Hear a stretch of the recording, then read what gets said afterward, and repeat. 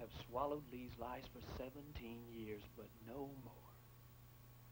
Stop torturing yourself, Chris. You mean stop feeling sorry for myself, and you're right. I am finished with that. I finally kicked the habit. I don't have to bend anybody's ear anymore with that poor me talk. I can finally see my brother for what he is. What's the matter, Sandy? You want to pretend he's still a clean-cut, good-hearted guy who just had a lot of bad luck? No, but... But he's your husband, and you have some twisted obligation to defend him. He's in jail now. What's the point? The point is, the game is over. The game? The game that Lee and I have been playing for 17 years, the sickest game in town. For all those years, Lee told me Ann Howard pushed me off the bluff and caused my blindness, and I believed him.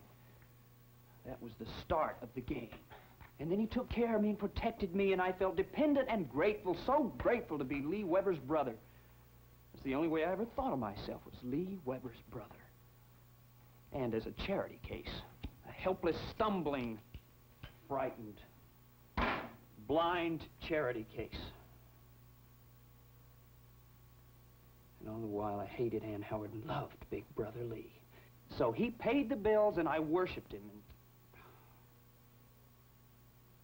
you're free now. No matter what happened before, you're free now. Let's be honest with each other, Sandy. Just for once, let's be honest. Let's face the truth. Now, Lee pushed me off that bluff, and that's why I'm blind. That's right, isn't it? Yes, that's right. And we've known about it a long time, haven't we? We've known about it ever since Ann Howard came back to this town and Lee began to get vicious. Yes. Then why didn't we say anything then? Why didn't we have the courage to say what we knew was true? Why couldn't we stop being afraid just long enough to say it to Lee before he killed Ann Howard? Oh, that's Chris! That's right, isn't it? He killed her. We have got to stop being frightened and stop helping him, or we are as filthy and as guilty as he is. Now, what's the matter? Nothing. The game is over, Sandy. Tell me the truth. I don't want to talk about it. What do you want me to do? Push you around, treat you like he did? Is that the only thing you understand? I'm still afraid of him. I want to tell you, but I can't. I'm still afraid. What do you want to tell me?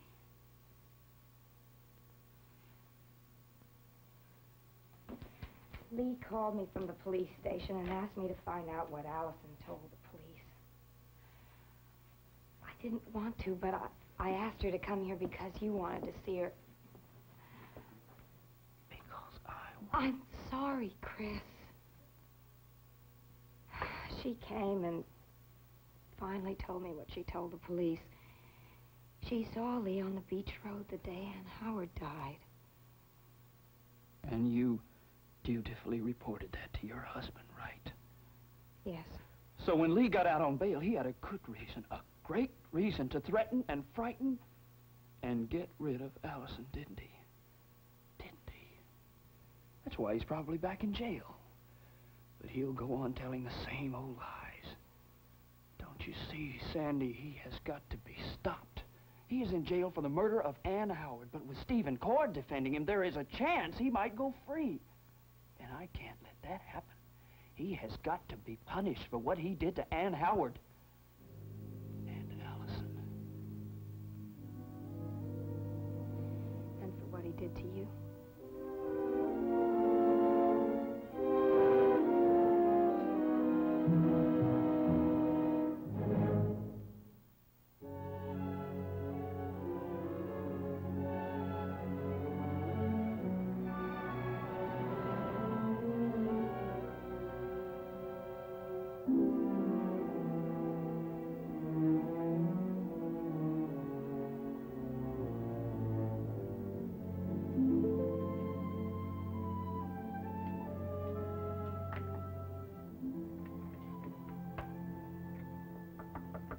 Chris, the store's closed. Mrs. Carson's at home. Please tell Mrs. Carson that I'm sorry that Allison is gone. Okay. That all you've got in your mind? You don't really want to hear what I have to say to you, do you, Mr. Carson?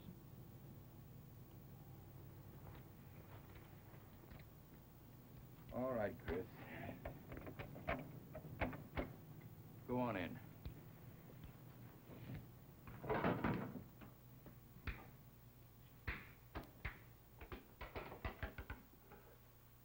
Now, is Mrs. Carson? She's fine, Chris. She's fine. What have you got on your mind? Come on, why don't you just get it off your chest? I haven't got all day, Chris. What have you got to do that's so important now? Oh, so that's your hang-up. You think I'm responsible for Allison's disappearance? Huh? That man-to-blind boy talk we had, you were so worried. You were so scared that Allison and I might be getting close. Too close. I was only trying to save you and Allison from an unfortunate situation. Well, you saved her all right. You saved her from me and from Rodney and from anyone else she might have gotten close to, which is fine. Except she's gone. You think that would have made any difference? What do you think? Why does anyone stay in a difficult situation? Why should she choose to stick around? I'm not putting myself up as anyone important. I'm just a guy. But I needed her. Yes, I wanted a close relationship with her. I knew it wouldn't be an ideal or perfect relationship, but what difference does it make? She would have been close to someone. And if you had let Allison and I have that relationship, just maybe, she might still be around. Chris, I don't think Allison would have stayed for anyone. Well, hearing you say that doesn't convince me. I know my daughter. I know your daughter, too, Mr. Carson. I know how hungry she was for someone to care for her. Even the way you talk about her is cockeyed. She wasn't your daughter anymore, Mr. Carson. She was a young woman looking for someone to make her believe she existed, that she was important. She didn't get it from you, and you made sure she didn't get it from anyone else. I've got a lot of hang-ups, Mr. Carson, but Allison wasn't one of them. You fixed it so she had no one to turn to, so she ran.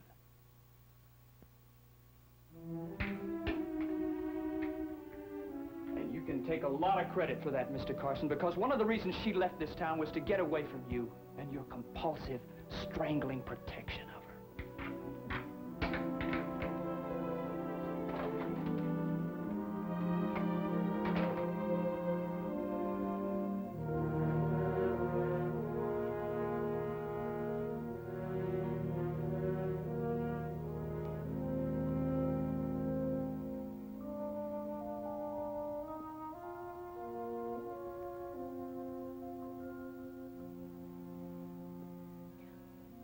Just lovely. The new tenant should be very happy.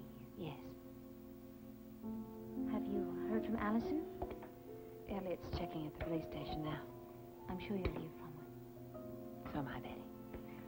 But until you do, you'll need someone to help with everything. I'd like to volunteer. Well, I appreciate that, Betty. I left town once a long time ago, remember? I was all right. I remember.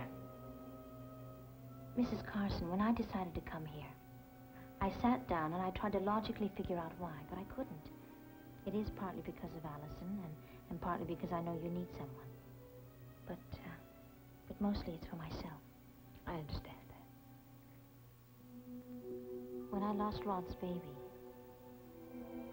I didn't know if I was happy or sad. If I felt relieved or cheated. I don't know. But I know I lost a part of myself. I'd like to be here when your baby comes. Thank you, Betty. Well, we'd better get going or Baby Carson is going to find himself camped in the middle of a department store. That's Allison's doll. Her favorite. Connie? Oh, up here, Elliot, in the nursery. Open up and take quiet.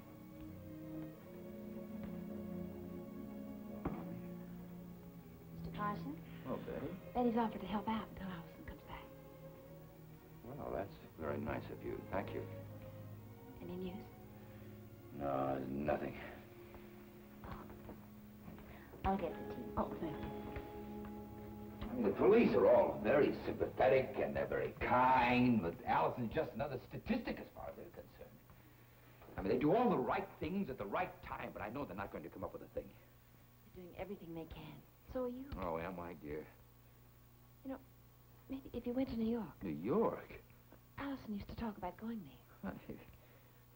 That's one of the biggest cities in the world. She'd probably get in touch with editors, publishers. Maybe under an assumed name, but if you talked to them, described her, I have a feeling we'd find her. Oh, Connie, there are more than 8 million people in New York. But only one Alice. Yeah, I know there's only one Allison. No, I can't do that, and you know I can't. Because of me? I have to be here with you. But you will be. You'll be here when I need you. Dr. Morton said the baby isn't due for 10 more days, and you'll be back by then.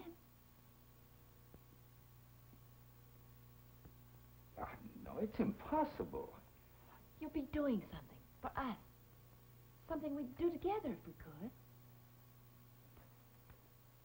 I suppose I could catch a plane from New York and be back in a few days. Then it's settled. But only on one condition, that we find someone to stay with you. Betty said she'd help. You sure you'll be all right? I'll go talk to Betty. Oh. I love you, Mrs. Carson. I love you very, very much.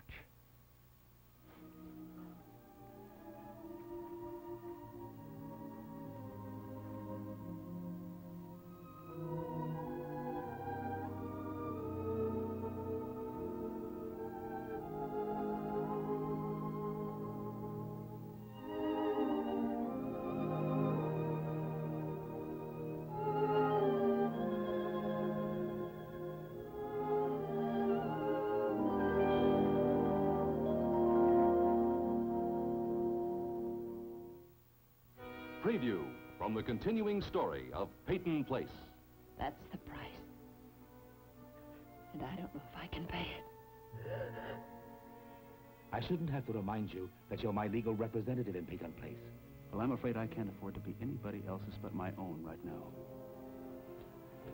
You've been twisted inside out while she's been teasing you along all the way. Stop it! Stop it! I don't want to hear anything against her, not ever.